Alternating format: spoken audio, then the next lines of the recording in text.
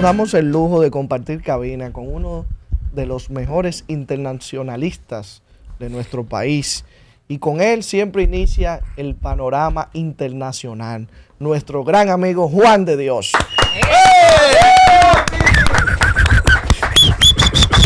Muchas gracias. Un placer estar con ustedes. Muchas gracias. La cogió.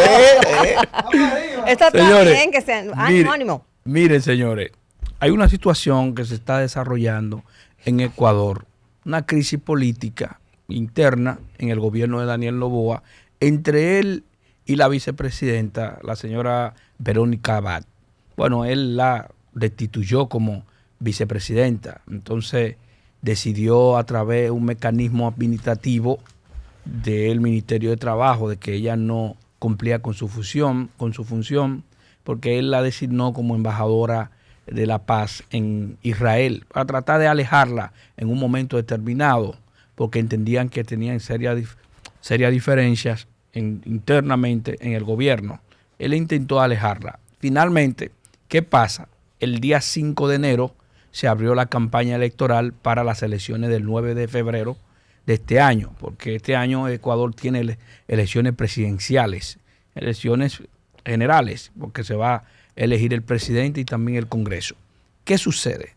El presidente Daniel Noboa decidió de inhabilitarla a ella como vicepresidenta y poner a una vicepresidenta, y luego entonces él renuncia. ¿Por qué renuncia? Porque tiene que hacer una sucesión temporal, porque si tú eres el presidente en Ecuador y tú estás en elección, es decir, en reelección, tú tienes que renunciar de manera temporal. Y es decir, el vicepresidente queda ahí. ¿Qué pasa? Él escogió una vicepresidenta, la señora Cynthia Nadine Jezibel, la puso ahí como vicepresidenta y luego él renuncia el 7 de enero. Entonces él se dedica a la campaña electoral. Entonces esa campaña electoral que se está desarrollando, él no es el presidente en este momento, es la nueva vicepresidenta que él designó, pero constitucionalmente es ilegal porque ella no fue electa. Quien fue electa era Verónica Abad. Entonces hay un vacío jurídico en Ecuador por una diferencia política. Pero ¿cómo eso ha llegado ahí? Bueno, el presidente era Guillermo Lasso. Lasso gana las elecciones en el 2011. Le gana al correísmo. Fueron unas elecciones muy reñidas. Le gana a Andrés Arauz en 52% versus 47%. Bueno, cuando se estaba desarrollando el gobierno de Lasso, se abrió un caso, el caso Encuentro, que era su cuñado que tenía nexo con la mafia albanesa. Entonces lo estaban investigando por corrupción, por peculado. Entonces, ¿qué pasó? El Congreso de Ecuador abrió una investigación para hacerle un juicio político al presidente Guillermo Lasso. Entonces, Guillermo Lasso, una vez más que se aprobó el proceso en el Congreso, venía el juicio político. ¿Qué hace Guillermo Lasso? Como la Constitución de Ecuador, en el artículo 113, le dice a él, tú tienes la opción de disolver el Congreso y de disolver la presidencia y llamar a elecciones. Entonces, eso se llama muerte cruzada. Entonces, la muerte cruzada, entonces fue un mecanismo legal, constitucional, y lo aplicó. Y ese mecanismo legal fue que llamó un proceso electoral adelantado, y ese proceso electoral lo ganó Daniel Noboa. Fue un momento muy violento, porque Ecuador en este momento vive una crisis de inseguridad total, vive una crisis energética, vive una crisis económica. Entonces, frente a eso, hubo un candidato que lo acribillaron, Villavicencio, que murió por las bandas criminales de Ecuador. Entonces, ¿qué pasó? Las elecciones se ganó en segunda vuelta. Entre los dos candidatos fueron Luisa González y el señor Daniel Noboa. El correísmo es un partido fuerte, pero ¿qué pasa? Cuando los grupos se organizan en contra del correísmo, hacen mayoría. Entonces, en primera vuelta, históricamente el correísmo se queda arriba, pero en segunda vuelta pierde las elecciones. Entonces, pierde Guillermo Lasso.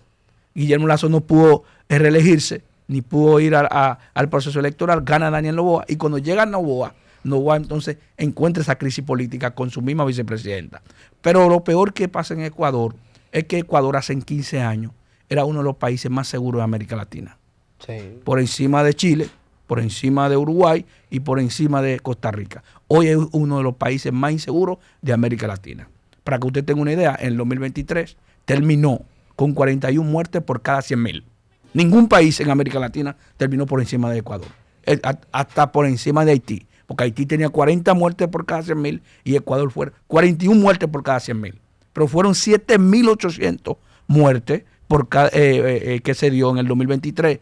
Pero muerte, usted sabe que es violenta, es un homicidio doloso, es decir, que gente que murieron en la mano de los delincuentes de Ecuador, de los carteles de Ecuador, porque Ecuador tiene varios carteles, cartel de los sapos y otros. Entonces son los que dominan las selvas andinas.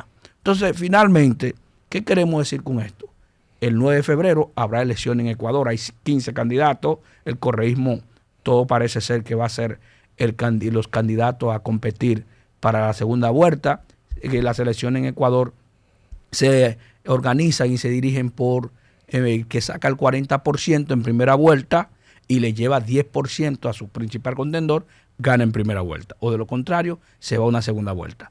Nosotros entendemos que esa crisis que se está desarrollando en Ecuador está afectando al país en términos económicos, en términos de seguridad y también en términos energéticos. Finalmente, queremos decir que el Daniel Noboa está en una encrucijada. Si pierde, podía ir a la cárcel. Y si gana, entonces podía seguir, pero aún un país en crisis y inestabilidad política.